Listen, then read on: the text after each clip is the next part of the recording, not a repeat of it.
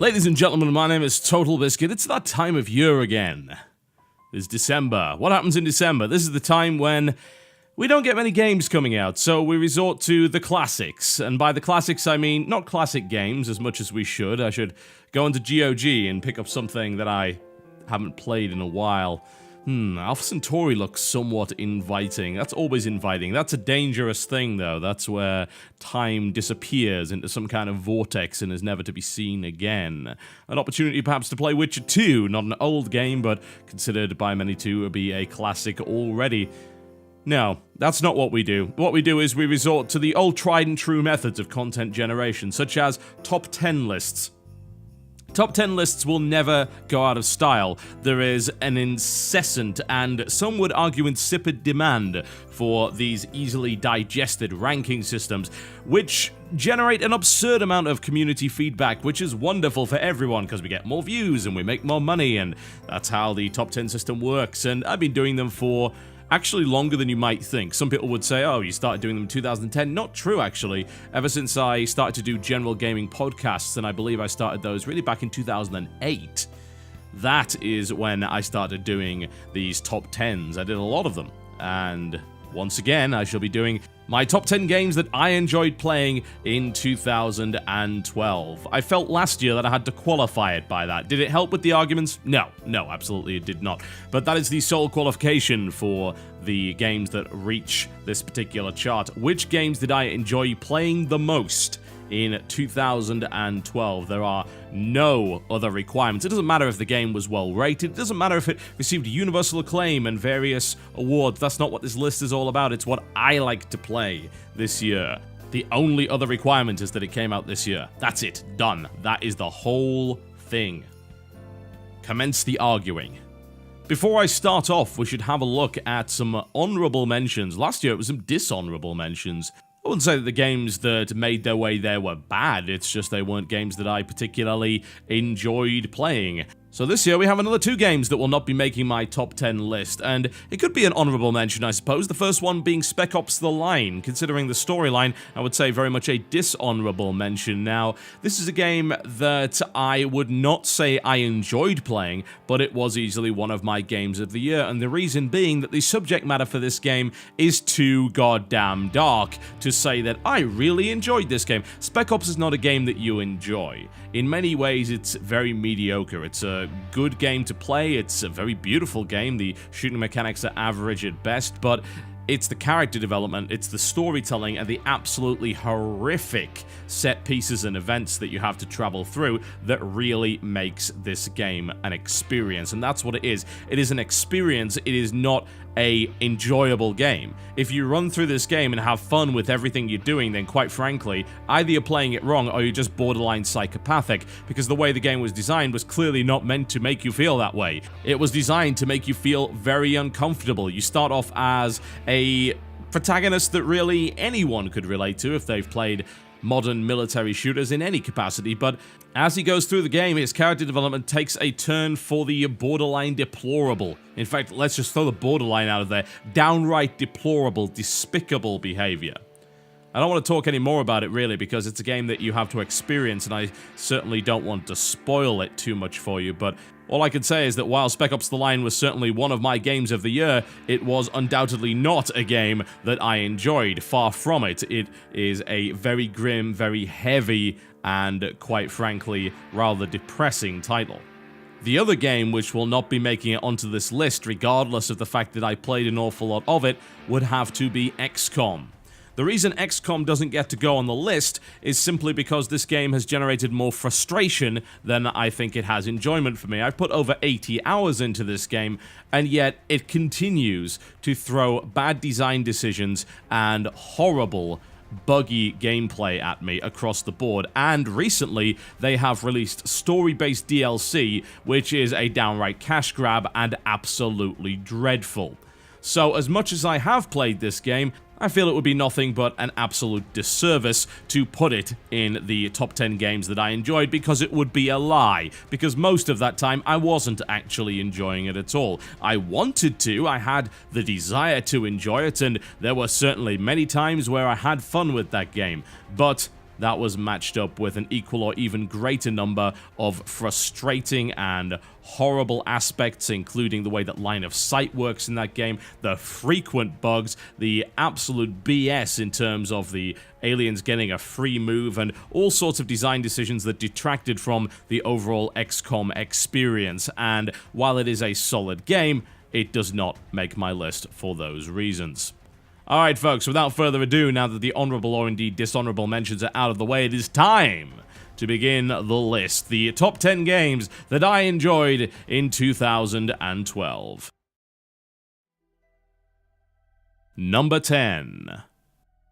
Torchlight 2. I think it's safe to say that this game deserved a spot on the list. I've spent a great deal of time playing it, and it was, in fact, what I would say would be the first game of its kind that really drew me in. This is a genre that I always think to myself I should enjoy, the Diablo style of hack-and-slash action RPG, and yet I find myself consistently being bored by it. Why? I don't really know. I played a lot of Diablo 2, and yet I wasn't really engaged by it. I was playing it primarily at a LAN just because everyone else was playing it. The gameplay didn't really grab me all that much. The storyline I found to be fairly irrelevant. There only seemed to be one interesting character in it. And overall, my opinion of that particular genre, and indeed of the series, was that of indifference. But I liked the idea of getting cool loot. I liked the idea of being a stompy badass. I liked the idea of being able to customize my builds, and yet no game really grabbed me in a way that would actually keep me playing for longer than a couple of hours. Until, of course, Torchlight 2 came along. As far as I'm concerned, Torchlight 2 is kind of the apex of what can be achieved with a Diablo-style action RPG. Of course, developed by the team that brought you Diablo 2 and Lord of Destruction, having then left Blizzard North, founded Flagship, and then becoming Runic later on. These guys know what they're doing when it comes to loot fests. They know what they're doing when it comes to mobs exploding and showering the player in gold and great items. They know what they're doing when it comes to creating a world that doesn't really tell a story all that well, but is still interesting to adventure through and explore, and all manner of different things pop out at you and can be experienced. They also know how to create a nicely balanced game that is not an overly ridiculous gear check, and they know how to properly set up difficulty levels so the game is challenging from the very start, rather than staggering the challenge through 4 different difficulty levels. By the time you get to Inferno, you're probably bored stiff, and yes, of course, I'm talking about Diablo 3. You get the idea. Torchlight 2 was and still is a very enjoyable co-op experience. It is smooth, it is colorful, it runs on pretty much anything. It's got some of the best and most interesting loot and character skill customization I've seen in a game, and I'm very excited indeed to see what 2013 holds for this game as the modding scene continues to develop. Number 9. Transformers: Fall of Cybertron. Funny that I should mention this, because I'm pretty sure this had a spot in my top 10 games of 2010, and rightfully so, but Fall of Cybertron is by far the superior title between that and War for Cybertron. It is a better PC port, it is a better paced title, it provides a massive variety of excellent third-person action, and it does an almost unprecedented job at immersing you into the Transformers universe. It's very rare that a licensed game actually has the ability to do that. It's even rarer when you see not 1 but 2 games in a licensed series able to do that. And honestly, I feel that Fall of Cybertron did so much better than its predecessor. Excellent voice acting across the board, great storytelling, and the pacing is what really sells this game, and something which is frequently understated, the notion being that you can indeed have too much of a good thing, and you should properly pace out the various sections of your game to make sure people don't get bored. That is exactly what Fall of Cybertron managed to do. It provided you with a wide variety of different sections, each with different gimmicks and control methods and Transformers to control, and it never outstayed its welcome at any point. That's what really impressed me about it. It would be very easy to do an hour-long Bruticus section of destroying everything, and yet, you know, it would probably get boring after the first 15 minutes and the fact that the novelty had worn off by that point. So you know what? They didn't do it. They gave him for about 10 minutes, and that was pretty much about it. And they said, here's 10 minutes of awesome, now we're going to get on with something else. And you know what? That's going to be equally cool in a different way. Huge expansive levels, a very nicely paced game with a great plot, great voice acting, and stellar visuals, as well as a pretty comprehensive and complete multiplayer package make this easily my favorite licensed title of 2012. Number 8. Dishonored. I've liked Arkane's games for a while, but they haven't made all that many of them, and they tend to stumble just a little bit. Dark Messiah is probably one of my favorite first-person stabbers. There aren't all that many of them, honestly, and it resulted in many hilarious moments, regardless of its somewhat buggy and in places mechanically questionable nature. However, Dishonored, the new title from Arkane, really tightens things up and provides a wonderful Victorian and steampunk-inspired world to explore. Dunwall is an intriguing city full of interesting and depraved characters. The plotline is pretty good, regardless of the fact that it's a very simple, oh god, you must take revenge on everything kind of affair. That's not what's really important. It's how you do it that is the most vital, and the level design is nothing short of spectacular. The ability to blink almost anywhere bypasses many of the traditional trappings of first-person platforming, something that's very difficult to do correctly. Thankfully, the ability to just teleport around and explore the rooftops and places within this absolutely fantastic, but of course plague-ridden and rather dark city is an opportunity that, as far as I'm concerned, you shouldn't really be missing out on. I'm looking forward to its future DLC, and hopefully an expansion of some of the game's weaker points, such as the lack of non-lethal combat variety, and some would argue the actual length of the story-based content, although I would say if you've rushed your way through the game, then quite frankly you have somewhat missed the point. This is a game about exploring and finding out everything that's going on in this world, even if you're not being directly told. It's a wonderful game. It's got great stealth mechanics, simple but effective, as well as some rather excellent variety when it comes to assassination techniques. Although, of course, some would criticize, myself included, that the most interesting ways of dispatching people are also the ways that lead you to the worst ending, which is perhaps not so ideal. Regardless, an absolutely wonderful original IP from Arkane, extremely well executed with a fantastic PC port, and most assuredly worthy of your time. Number 7. Blacklight Retribution. Gotta get a free-to-play game in there. Hell, we might even have more than one. This is an incredibly well-polished first-person shooter by the guys that brought you Blacklight Tango Down. Not exactly the greatest pedigree, is it not? That was a game that had a couple of interesting ideas, but was bogged down by absolutely awful execution. However, Blacklight Retribution pretty much popped out of nowhere and provided an astonishing AAA shooter experience set in a dystopian cyberpunk-esque world with some rather interesting weapons, abilities, and, of course, level design. And this is something that a lot of people really didn't expect. You don't usually expect a free-to-play game to come along that actually has the quality of premium shooters, and more to the point, is actually more interesting than premium shooters. This is a game that is more interesting than games like Black Ops. It just offers more. It goes that little bit further. It offers much better weapon customization. It offers a lot of very interesting game modes, including things like a siege mode, which involves escorting a giant spider tank, and all sorts of really interesting things. It just seems to crank everything up to 11. It's got mechs, rocket launchers, airstrikes, viable melee weapons, cloaking devices, auto turrets, and all sorts of really awesome things. And the fact of the matter is the game is free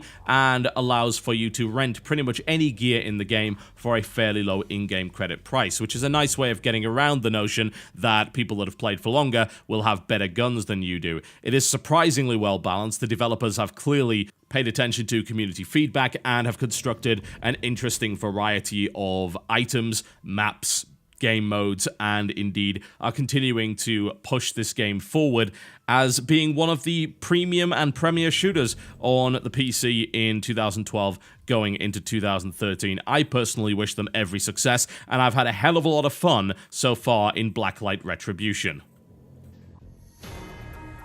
Number 6.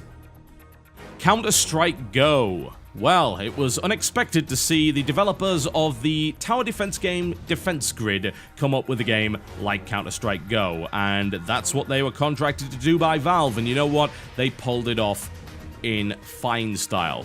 What we've got here is a game that takes the traditional Counter-Strike formula, enhances it with new items, and yet also keeps the competitive edge and spirit. Not only that, but it gives you so many different ways to actually get into Counter-Strike as a game.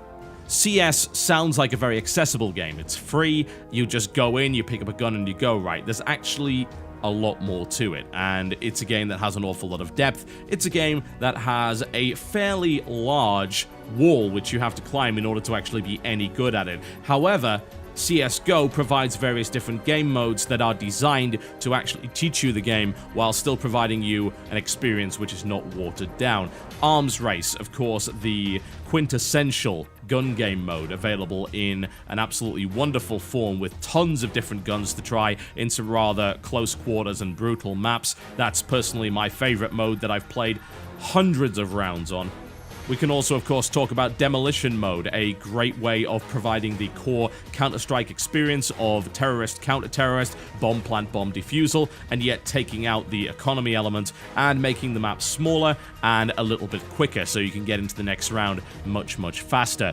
As well as, of course, preserving the competitive experience that we know and love. It will no doubt not please the hardcore crowd for Counter-Strike 1.6 because nothing ever will, but as far as I'm concerned, they did a great job, and as someone that's never really liked Counter-Strike, CSGO was the point when I decided, you know what?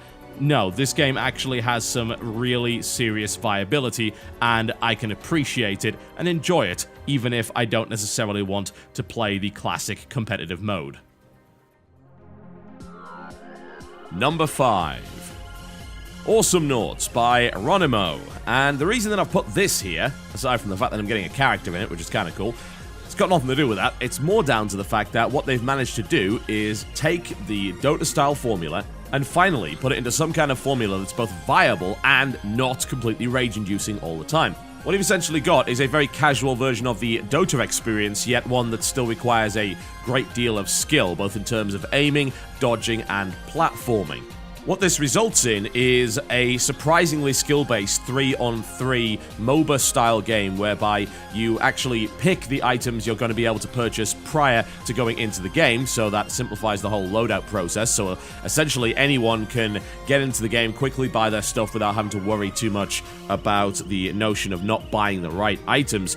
And even then, with all of these kind of casual elements and what even some people could describe as dumbing down, you still have a pretty skillful game because you're still dodging shots, you're still using neat platform tricks to try and escape and flank your opponent, you're still having to aim every skill, there's no clicking involved, so even though it's pretty casual, it's still quite skillful, and it gives you these really cool clutch moments whereby you can clearly see that you won thanks to pure Twitch skill and nothing else. Games generally take about up to 20 minutes, and the drop-in, drop-out nature of the game is certainly helpful, although it can run into a few problems. I've seen frequent instances of people bailing out of the game, being replaced by bots, and then the bots not being good enough to justify being part of your team. In fact, all they end up doing is feeding the opposition, which is certainly not ideal. I'd also like to see more maps in the game. There are a few, and pretty much all of them are good in their own way, but I'd certainly like to see a few more. Aside from that, though, what you've got is a game that has amazing character. They've got heroes which are incredibly well designed. Each has their own theme music, they're well voice acted, and they're certainly out of the ordinary, to say the least. The whole Saturday morning cartoon feel that they've got going on with the game is very unique indeed. It's well presented, and overall the game is an absolute blast to play. It does help that all the heroes are free, and the game only costs $10 as well. So as far as I'm concerned, it's certainly worth having a look at, and it has a healthy multiplayer community on PC, which is currently where the development priorities are, since it doesn't cost you about $40,000 to update on PC. It's funny how that works, isn't it? So, plenty of free content, lots of development support there from Ronimo, and an excellent casual Dota-style game for you to play on PC. Awesomenauts is highly recommended. Number 4. PlanetSide 2, probably the most recent addition to this particular list, considering it did not come out a long time ago. PlanetSide 2 is a massively multiplayer first-person shooter. There aren't exactly all that many of them, and it does it in fine style.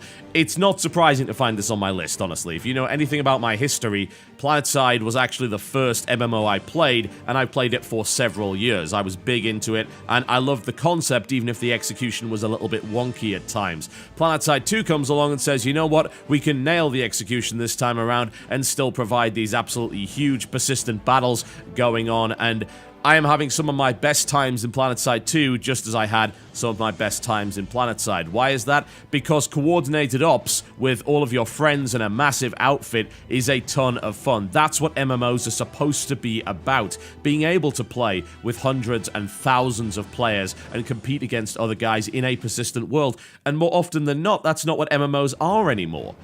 They seem to be more single-player focused experiences with optional 5 or up to 25-man content. You want to hear about 25-man content? We do 100-man content every night when it comes to doing big operations and huge invasions of pretty much wherever we want in the PlanetSide 2 universe. We can come crashing down with bombers, tanks, bikes, everything you can possibly imagine, and it's wonderfully fun to see. It's an epic experience that is not replicated by any other game currently on the market. In terms of scale, everything's just bigger. It's got a bigger map, it's got more people, it's got bigger facilities to fight over, it's got bigger vehicles with more capacity. It is just bigger. And as a direct result, it happens to be a lot of fun. But wait, it's also free, and one of the fairest free-to-play models we've seen in shooters for quite some time. I'd certainly like to see the weapons go down in price, there's no real question about that.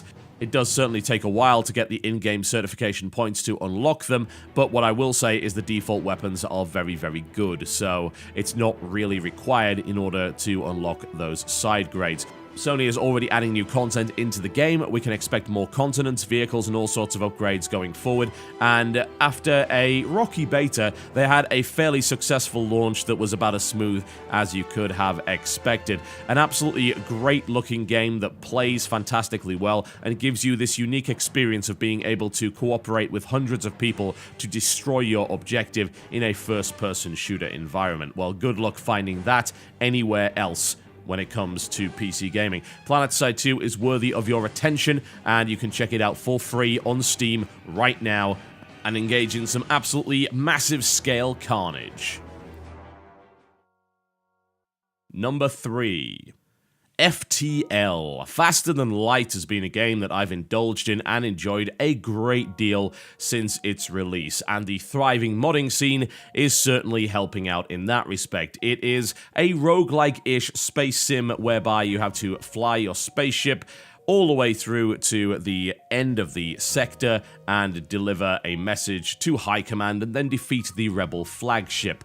Sounds easy. Well, it is not. There are randomized elements within the game. Each trip is a little bit different. You travel through randomized sectors, fighting enemies and dealing with various different events, upgrading and equipping your ship with various different items, and trying your best to not die horribly. And honestly, it's the dying horribly that makes the game interesting. Of all the playthroughs, I believe I've only beaten it on the highest difficulty once. I was able to do that on stream, which was indeed shocking to me.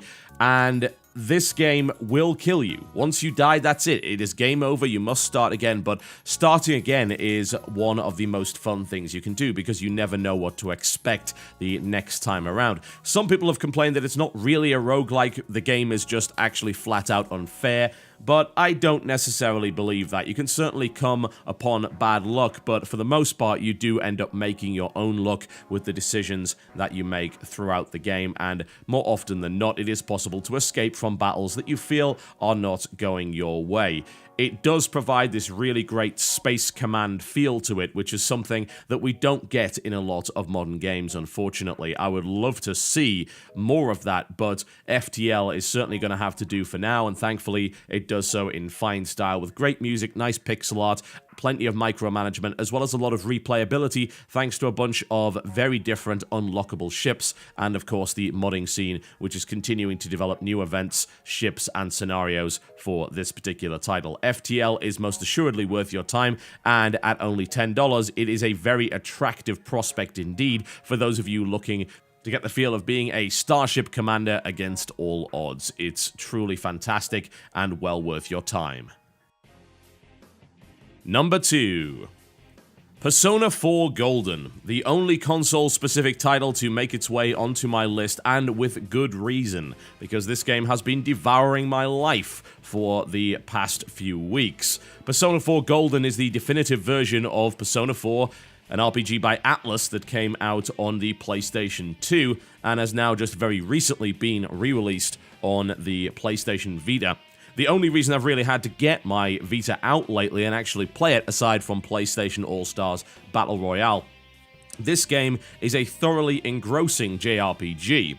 And what makes it different from your average JRPG is the way that character development works and the fact that it mixes in a social simulator element, which is, in fact, arguably the best part of the game, with the more traditional dungeon crawling and turn-based battle mechanics of your average JRPG. It does character development really, really well.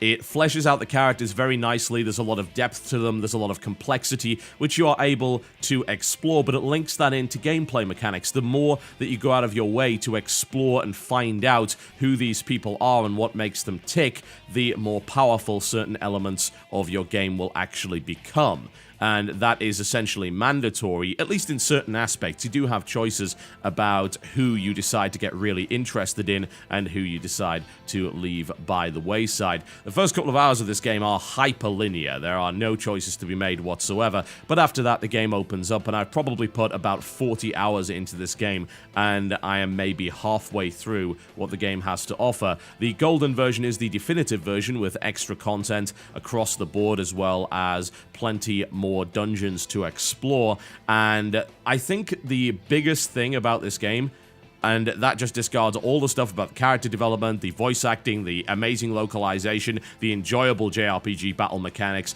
the interesting enemy design.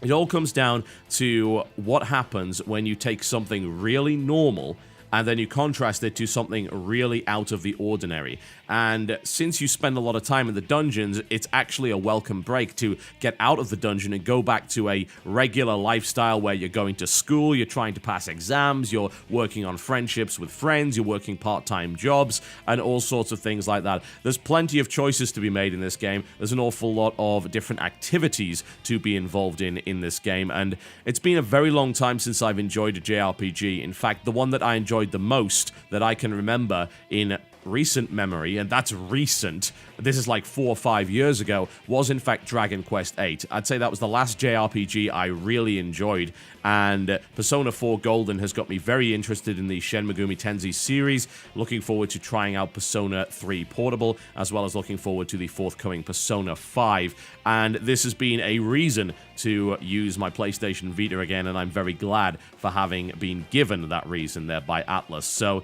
even if you are not a JRPG fan, you may very well wish to dip into the Persona games, because they are truly different and very enjoyable indeed, as well as being a huge, massive time sink that has kept me awake until 6 a.m. at times. It is that damn good. A recap of my top 10, folks, before I crown the king for 2012 as regards to the games that I enjoyed the most this year. At number 10, we had Torchlight 2. Number 9, Transformers Fall of Cybertron. Coming in at number 8, Dishonored, followed by Blacklight Retribution at number 7.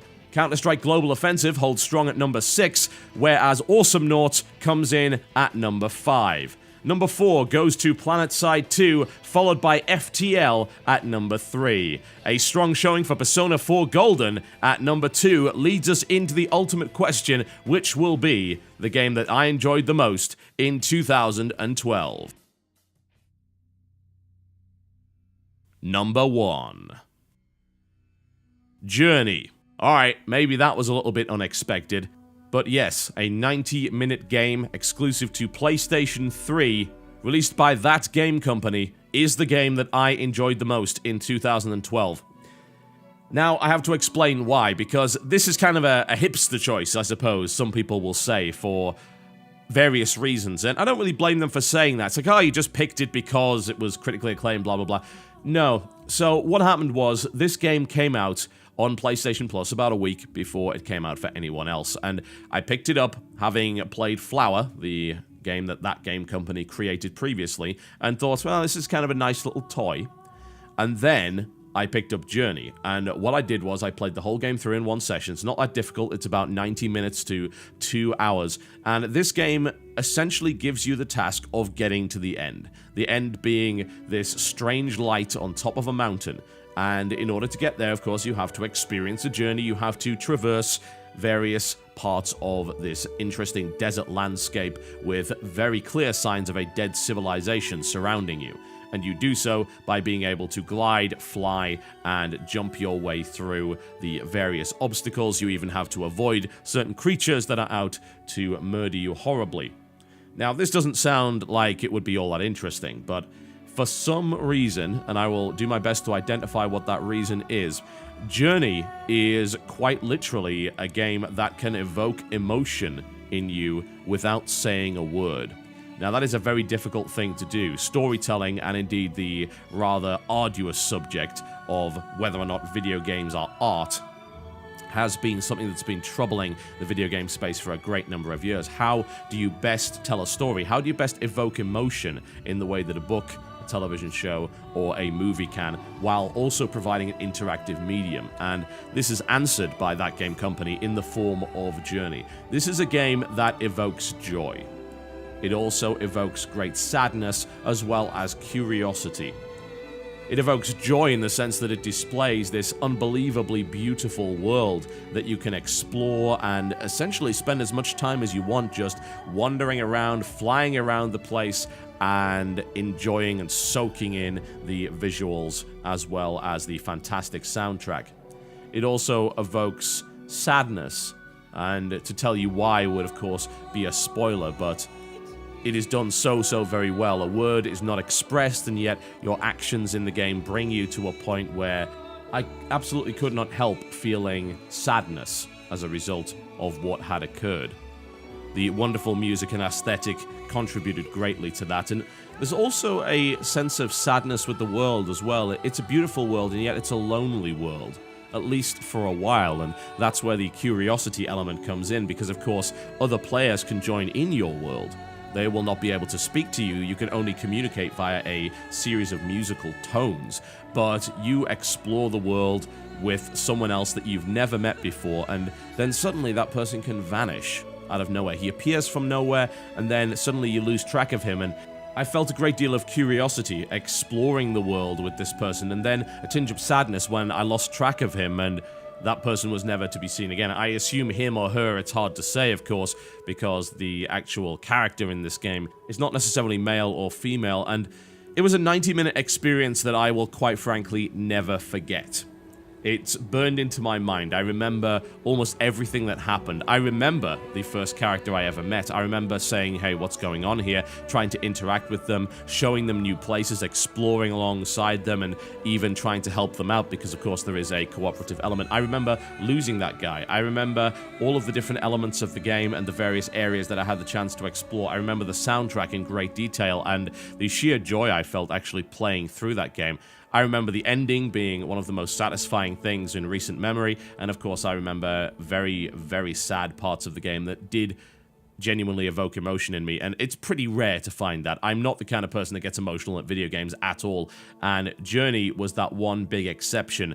It delivered an experience. It didn't just deliver a game, it delivered an experience without falling to the trappings of other experience-based games such as Dear Esther or The Graveyard, which are really not games at all. This was truly a game, and yet also this wonderful experience that, as far as I'm concerned, everyone should have the chance to play, if at all possible. If you have a PlayStation 3, you need to try this out. Turn on your PlayStation Network, make sure that others can get involved, and go and play Journey, because it is incredible in almost every respect. And some might argue that $15 for a 90-minute experience is not reasonable. Well, As far as I'm concerned, I treat it like a movie, and I got way more enjoyment out of that than I've got from any movie that I can remember in the last few years. That game company's put together a masterpiece. It's going to be difficult to top, and as far as I'm concerned, as a direct result of all of those things, that is the game that I enjoyed playing the most in 2012. Ladies and gentlemen, my name has been Total Biscuit. Thank you very much for your support this year. It has meant a lot, and let us see once again what happens in the world of gaming in 2013. I'll see you next time.